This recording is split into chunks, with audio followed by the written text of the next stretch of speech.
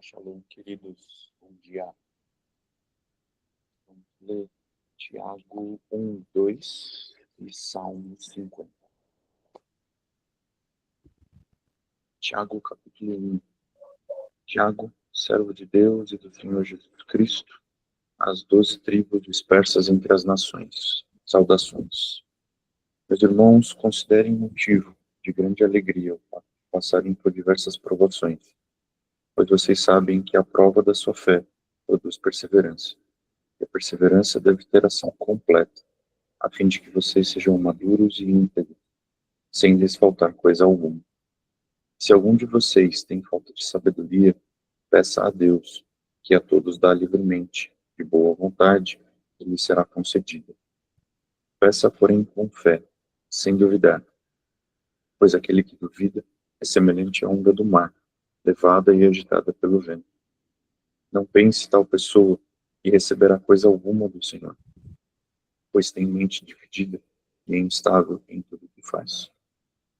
O irmão de condição humilde deve orgulhar-se quando estiver em elevada posição, e o rico deve orgulhar-se caso passe a viver em condição humilde, porque o rico passará como a flor do campo. Pois o sol se levanta, traz o calor e seca a planta, e cai então a sua flor e a sua beleza é destruída. Da mesma forma, o rico continuará em meio aos seus afazeres. Feliz é o homem, persevera na provação, porque depois de aprovado receberá a coroa da vida. Deus prometeu aos que o amam. Quando alguém for tentado, jamais deverá dizer: estou sendo tentado por Deus, pois Deus não pode ser tentado pelo mal, e ninguém tenta. Cada um, porém, é tentado pelo próprio mau desejo, sendo por este arrastado e seduzido. Então esse desejo, tendo concebido, dá luz ao pecado, e o pecado, após ter se consumado, gera a morte. Meus amados irmãos, não se deixem enganar. Toda boa dádiva e todo dom perfeito vem do alto, descendo do Pai das luzes, que não muda como sombras inconstantes. Por sua decisão, ele nos gerou pela palavra da verdade, a fim de sermos como que os primeiros frutos de tudo que ele criou. Meus amados irmãos, tenham isso em mente. Sejam todos prontos para ouvir, tardios para falar e tardios para irar-se, pois a ira do homem não produz a justiça de Deus. Portanto, livrem-se de toda impureza moral e da maldade que prevalece, e aceitem humildemente a palavra implantada em vocês, a qual é poderosa para salvá-los. Sejam praticantes da palavra e não apenas ouvintes, enganando-se a si mesmos. Aquele que ouve a palavra, mas não a põe em prática, é semelhante a um homem que olha a sua face num espelho e depois de olhar para si mesmo, sai logo e esquece a sua aparência. Mas o homem que observa atentamente a lei perfeita, que traz a liberdade, persevera na prática dessa lei, não esquecendo o que ouviu, mas praticando, será feliz naquilo que fizer. Se alguém se considera religioso, mas não refreia sua língua, engana-se a si mesmo. Sua religião não tem valor algum. A religião que Deus, o nosso Pai, aceita como pura e imaculada é esta: cuidar dos órfãos e das viúvas, em suas dificuldades, e não se deixar corromper pelo mundo. Capítulo 2. Meus irmãos, como crentes em nosso glorioso Senhor Jesus Cristo, não façam diferença entre as pessoas, tratando-as com parcialidade. Suponham que na reunião de vocês, entre um homem com anel de ouro e roupas finas, e também entre um pobre com roupas velhas e sujas. Se vocês derem atenção especial ao homem que está vestido com roupas finas e disserem: aqui está, um lugar apropriado para o Senhor, mas disserem ao pobre: você, fique em pé ali, ou sente-se no chão, junto ao estrado onde ponho os meus pés. Não estarão fazendo discriminação, fazendo julgamentos com critérios errados? Ouçam, pois, meus amados irmãos, não escolheu Deus os que são pobres aos olhos do mundo para serem ricos em fé e herdarem o reino que ele prometeu aos que o amam? Mas vocês têm desprezado o pobre. Não são os ricos que oprimem vocês? Não são eles os que arrastam para os tribunais? Não são eles que difamam o bom nome que sobre vocês foi invocado? Se vocês, de fato, obedecerem à lei do reino, encontrada na Escritura que diz: ame o seu próximo, como a si mesmo, estarão agindo corretamente. Mas se tratarem os outros com parcialidade, estarão cometendo pecado e serão condenados pela lei como transgressores. Pois quem obedece a toda a lei, mas tropeça em apenas um ponto, torna-se culpado de quebrá-la inteiramente. Pois aquele que disse não adulterarás, também disse não matarás. Se você não comete adultério, mas comete assassinato, torna-se transgressor da lei. Fale e haja como quem vai ser julgado pela lei da liberdade. Será exercido juízo sem misericórdia sobre quem não foi misericordioso. A misericórdia triunfa sobre o juízo. O que adianta, meus irmãos, alguém dizer que tem fé se não tem obras? Caso a fé pode salvá-lo? Se um irmão ou irmã estiver necessitando de roupas e do alimento de cada dia, e um de vocês lhe disser: vá em paz, aqueça-se e alimente-se, até satisfazer-se, sem porém lhe dar nada, de que adianta isso? Assim também a fé por si só, se não for acompanhada de obras, está morta. Mas alguém dirá: você tem fé, eu tenho obras. Mostre-me a sua fé sem obras, e eu lhe mostrarei a minha fé pelas obras. Você crê que existe um só Deus? Muito bem. Até mesmo os demônios creem e tremem. Insensato. Quer certificar-se de que a fé sem obras é inútil? Não foi Abraão, nosso antepassado, justificado por obras, quando ofereceu seu filho Henrique, Isaque, sobre o altar? Você pode ver que tanto a fé como as obras estavam atuando juntas, e a fé foi aperfeiçoada pelas obras. Cumpriu-se assim a escritura que diz: Abraão creu em Deus, e isso lhe foi acreditado como justiça, e ele foi chamado amigo de Deus. Vejam que uma pessoa é justificada por obras e não apenas pela fé. Caso semelhante ao de Raabe, prostituta. Não foi ela justificada pelas obras, quando acolheu os espias e os fez sair por outro caminho? Assim como o corpo sem espírito está morto, também a fé sem obras está morta. E agora, Salmos 50. Fala o Senhor, o Deus Supremo, convoca toda a terra, do nascente ao poente. Desde Sião, perfeita em beleza. Deus resplandece. Nosso Deus vem, certamente não ficará calado. À sua frente vai um fogo devorador, e ao seu redor uma violenta tempestade. Ele convoca os altos céus e a terra para o julgamento do seu povo. Ajuntem os que me são fiéis, que mediante sacrifício fizeram aliança comigo. E os céus proclamam a sua justiça, pois o próprio Deus é o juiz. Ouça, meu povo, pois eu falarei. Vou testemunhar contra você, Israel. Eu, que sou Deus, o seu Deus. Não o acuso pelos seus sacrifícios, nem pelos holocaustos, que você sempre me oferece. Não tenho necessidade de nenhum novilho dos seus estábulos, dos bodes dos seus currais, pois todos os animais da floresta são meus, como as cabeças de gado, aos milhares nas colinas. Conheço todas as aves dos montes e cuido das criaturas do campo. Se eu tivesse fome, precisaria dizer a você, pois o mundo é meu, tudo que nele existe. Acaso como carne de touros ou bebo sangue de bodes? Ofereça a Deus em sacrifício a sua gratidão. Cumpra os seus votos para com o Altíssimo. Clame a mim no dia da angústia. O livrarei e você me honrará. Mas ao ímpio Deus diz: que direito você tem de recitar as minhas leis ou de ficar repetindo a minha aliança? Pois você odeia a minha disciplina e dá as costas às minhas palavras. Você vê um ladrão e já se torna seu cúmplice. Com um adúltero se mistura. Sua boca está cheia de maldade, e sua língua formula fraude. Deliberadamente você fala contra o seu irmão, caluniou o filho da sua própria mãe. Ficaria eu calado diante de tudo o que você tem feito? Você pensa que sou como você? Mas agora eu o acusarei diretamente, sem omitir coisa alguma. Considerem isso, vocês que se esquecem de Deus. Caso contrário, os despedaçarei, sem que ninguém os livre. Quem me oferece sua gratidão como sacrifício, honra-me, e eu mostrarei a salvação de Deus ao que anda nos meus caminhos. Até aqui.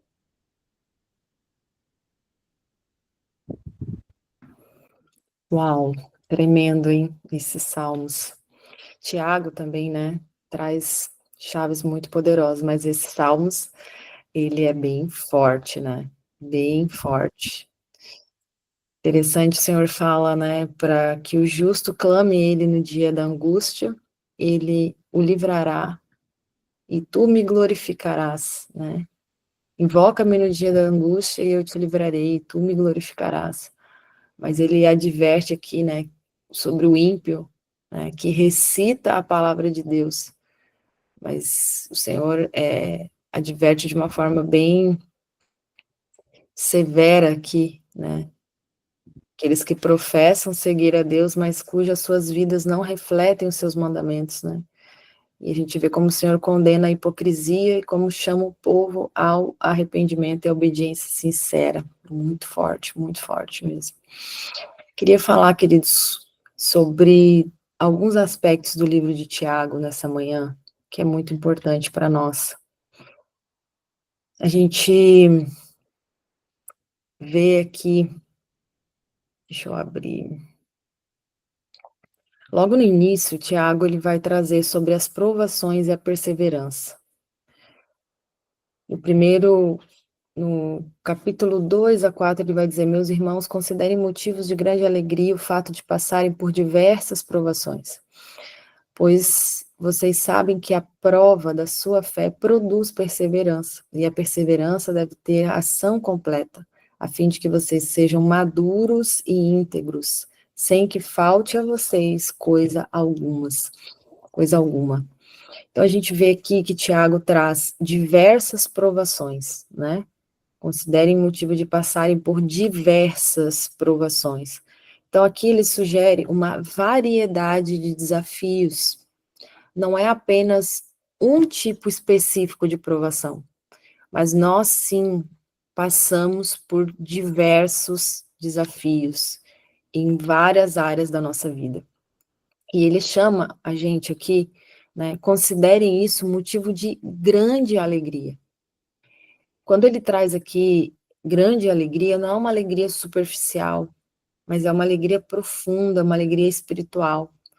Por quê? Porque vai produzir perseverança, implica em resistência, paciência e constância sob pressão. Olha o nível que o Senhor quer nos equipar, né? De você ser uma pessoa resistente, você ser uma pessoa paciente e de você ter constância mesmo sob pressão, né? Porque a pior coisa que tem é uma pessoa inconstante, uma pessoa que não persevera, uma pessoa que está sempre sendo levada, né, pelas circunstâncias e não persevera. Então, a provação, ela nos forja nesse sentido. Qual é o propósito das provações? É o refinamento da nossa fé. As nossas provações aqui, elas são vistas como um fogo refinador, que vai purificando a nossa fé e vai removendo as nossas impurezas. Por isso que a gente vai passar ao longo da nossa vida por ela, porque a gente está sempre no processo, todos nós, eu estou, você está, todos nós estamos num processo contínuo de refinamento da nossa fé. E isso vai tocar o quê? Vai tocar no desenvolvimento do nosso caráter, porque através das dificuldades, a gente vai desenvolvendo qualidades como paciência, como compaixão, como resiliência, que a gente já falou, né?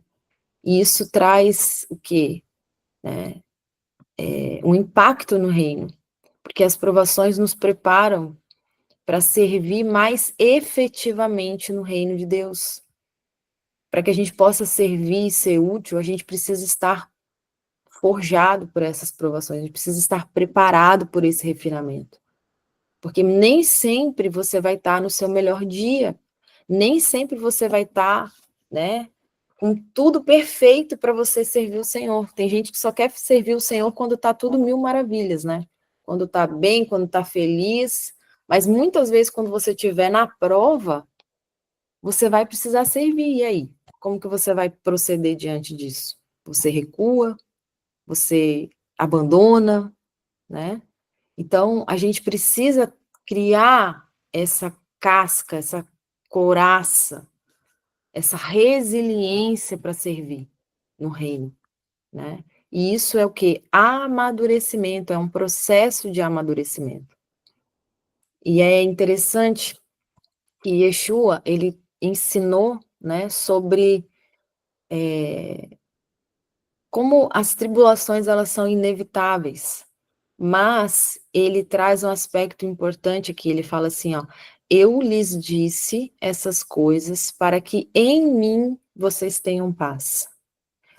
Neste mundo vocês terão aflições, contudo, tende bom ânimo, eu venci o mundo, né?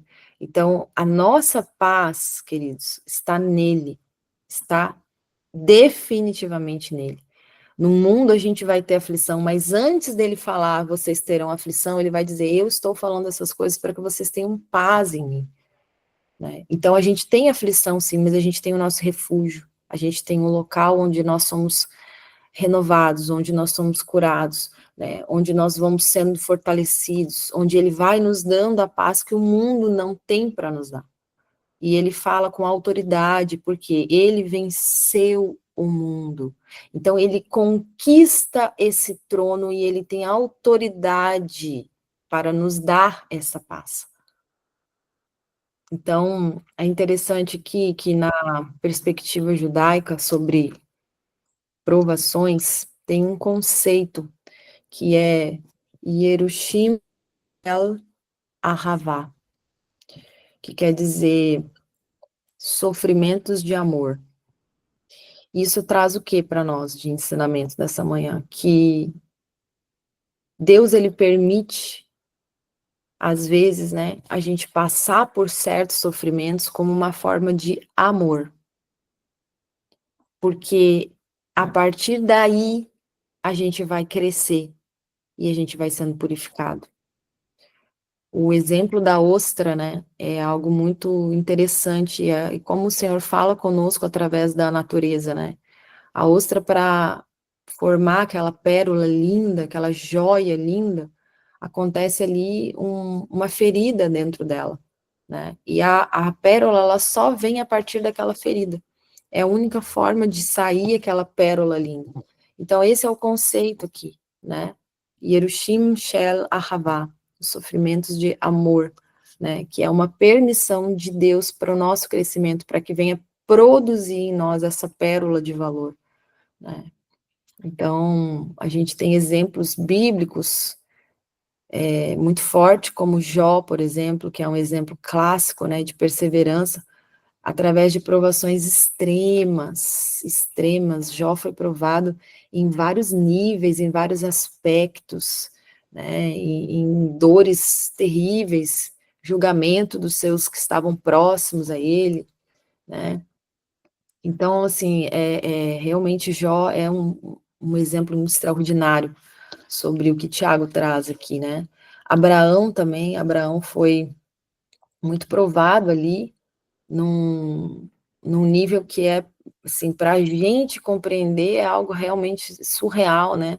Mas lembram que Abraão, ele foi provado com a questão de Isaac, que ele tinha que entregar seu filho Isaac para sacrifício. Olha como a gente vê aqui testes, né? E são testes que vêm o quê? A fortalecer a fé e a gente confiar no caráter de Deus.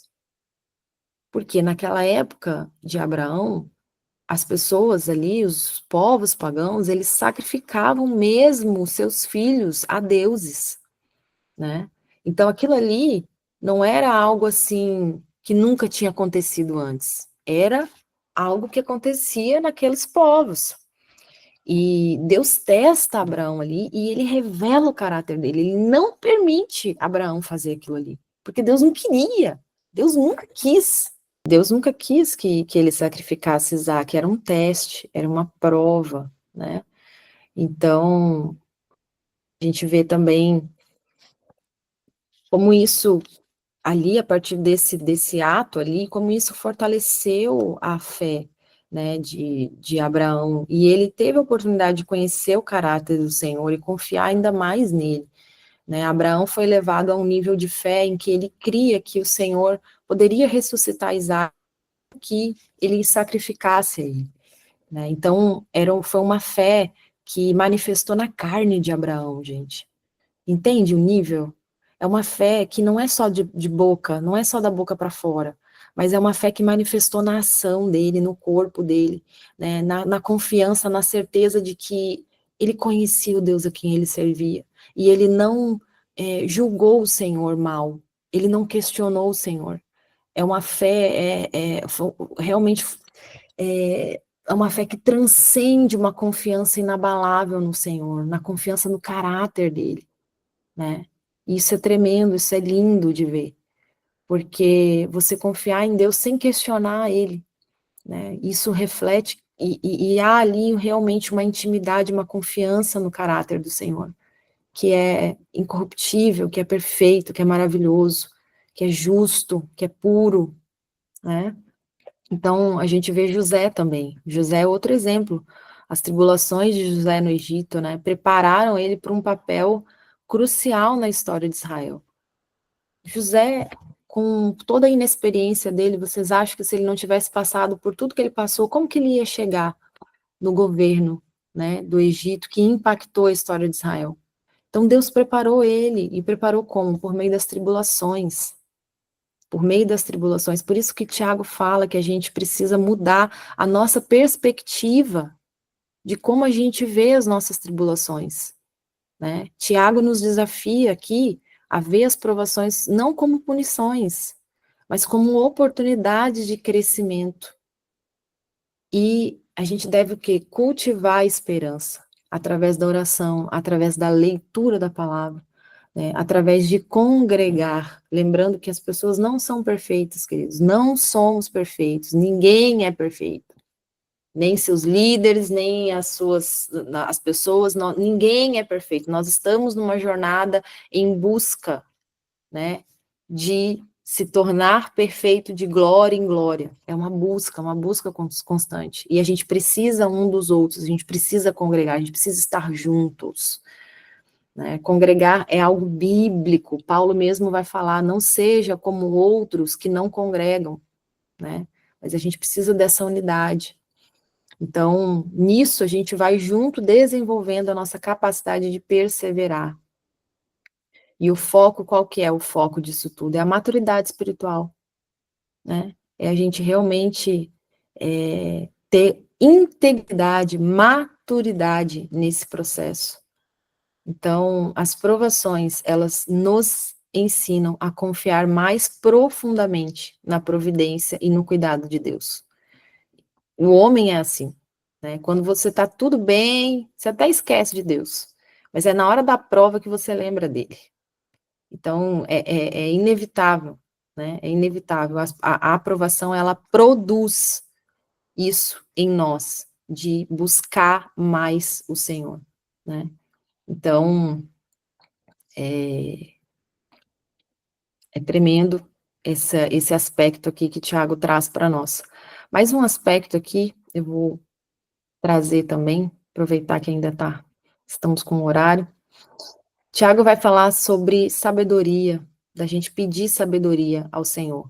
Ele fala assim, ó, se algum de vocês tem falta de sabedoria, peça a Deus, que dá a todos livremente, de boa vontade, e lhe será concedida. Olha que tremendo isso, né?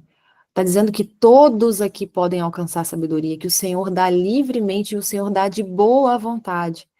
Só que ele alerta, ele fala assim, olha, peça, porém, com fé, sem duvidar, pois aquele que duvida é semelhante à onda do mar, que é levada e agitada pelo vento. Ele fala, não pense que tal pessoa receberá coisa alguma do Senhor.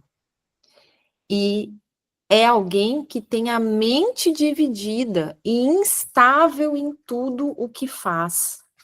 Olha esse alerta, né, que Tiago traz para nós. A gente deve pedir ao Senhor sabedoria, mas ele fala, peça sem duvidar. E ele alerta aqui sobre a pessoa inconstante.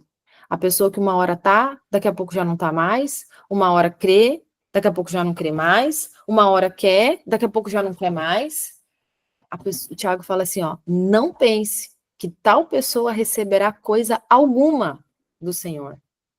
É alguém que tem mente dividida e instável em tudo que faz. Queridos, isso é forte. Isso é forte. A gente precisa entender o que Tiago está dizendo aqui, né? A gente precisa pedir e pedir com fé, pedir sem duvidar, se entregar por inteiro. Se você está dentro, então esteja dentro. Persevere, vá até o final. Confie no Senhor. Não duvide do caráter dele. Não duvide do caráter da comunidade. Não duvide, né, daquilo que o Senhor tem colocado diante de ti. Daqueles que o Senhor tem colocado para te liderar. Não duvide, mas entre no barco e vá e persevere e vá até o fim. Deixa o Senhor tratar, deixa o Senhor fazer. Porque na tua fé e na tua confiança, o Senhor vai te honrar e ele vai te conceder aquilo que você precisa e além daquilo que você precisa. A gente tem que pedir sem duvidar e não ser instável, não ter a mente dividida. Quando ele fala aqui, né, essa palavra sabedoria, no hebraico, ela é a palavra chokhmah, né? Chokhmah. Ela é vista como um atributo de Deus. Ou seja, ela faz parte de Deus. E é um dom muito precioso. E quando a gente vai para Provérbios, a gente vê essa sabedoria personificada. A gente vê a pessoa de Yeshua, quando ele está falando sobre a sabedoria, né? E aqui Tiago fala que ele entrega livremente, ele dá o quê? De forma generosa. De forma generosa o Senhor entrega a sabedoria para quem pede sem duvidar. É a importância da fé confiante em buscar essa sabedoria no Senhor, né? Então a gente precisa pedir, mas sem duvidar. Então,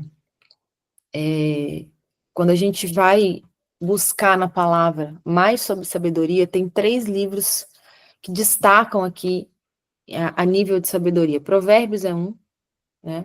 Ele vai mencionar no versículo 9, no capítulo 9, o temor do Senhor é o princípio da sabedoria. Depois a gente tem o livro de Eclesiastes, que vai explorar os limites da sabedoria humana, né? E a necessidade da sabedoria divina. O livro de Jó, ele vai demonstrar que a verdadeira sabedoria, ela vem de Deus, né? E que transcende o entendimento humano. Esse é o primeiro ponto que a gente precisa entender.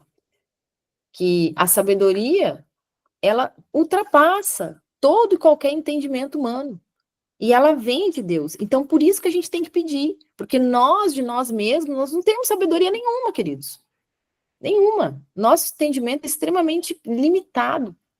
Então, a gente deve sim pedir, orar, e o Senhor vai nos dar livremente, abundantemente, de forma generosa.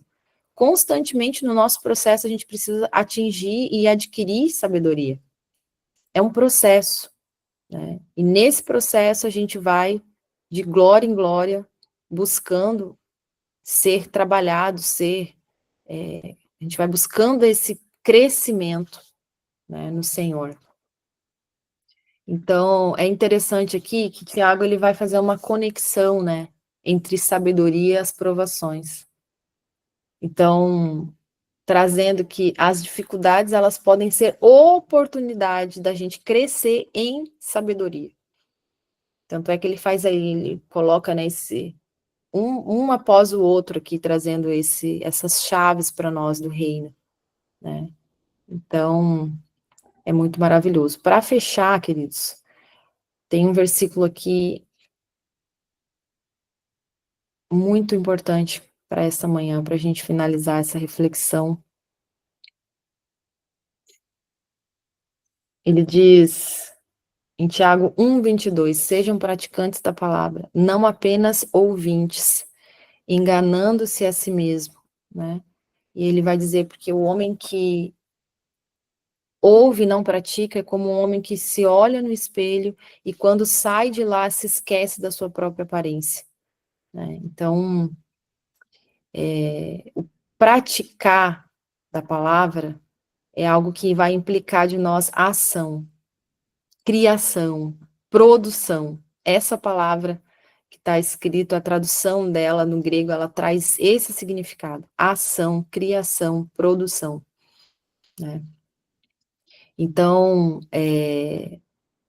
requer de nós esse entendimento que não adianta a gente ouvir e a gente não praticar, porque se a gente faz isso, a gente está enganando-se a nós mesmos, né? É você racionar falsamente, ou você enganar por falso raciocínio.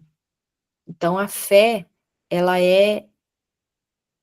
ela tem uma essência que precisa ser ativa e não passiva, né? Não basta apenas conhecer a palavra, né, e não aplicar.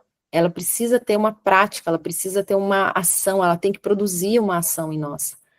E Tiago, ele traz aqui essa advertência do auto-engano, né? Por quê? É muito fácil você se convencer, né, de que você é muito espiritual apenas por você conhecer as escrituras, mas a verdadeira espiritualidade, ela se manifesta em ações concretas, né? Não quer dizer que você nunca vai errar. Não, você vai errar. No processo você vai errar, você vai ser provado, você vai ser testado. Tem horas que você vai acertar, tem horas que você vai errar, né? Mas o importante é a gente praticar, a gente ouvir a palavra, errou, o que a palavra fala? Vai e pratica, né? Vai e pratica, porque a verdadeira espiritualidade, ela se manifesta em ações concretas, e não só no conhecimento, e não só em você ter aquilo para si mesmo e não manifestar em nada, não refletir em nada, né? Então, é tremendo demais. A gente precisa, com o livro de Tiago, é autoexame. Vocês vão ver que na segunda-feira a gente vai fechar ele, né? E todo o livro de Tiago é isso, é a gente se autoexaminar, né? E a gente vê se a gente está vivendo de acordo com aquilo que a gente está lendo aqui na palavra durante todo o ano, né? É um autoexame que muitas vezes vai confrontar a gente, vai quebrar a gente, né? Mas é o que é maravilhoso, que é onde a gente cresce, né? E a gente precisa ter uma ação intencional. A gente precisa ter ação intencional. O nosso conhecimento tem que ser transformado em ação concreta, de amor, de justiça, de misericórdia, de perdão, de arrependimento. Para quê? Para que a gente tenha uma transformação contínua nesse processo, né? E não apenas um conjunto de crenças, não, é transformação, né? Amém, queridos? Tiago é maravilhoso, livro poderoso. Tem muito mais chaves aqui, mas acho que já fomos até um bom horário. Amém? Que Deus abençoe vocês. Shabbat Shalom. Nos vemos à noite no culto e segunda-feira estamos aí firmes e fortes no propósito. Bom dia. Shabbat Shalom. Bom dia.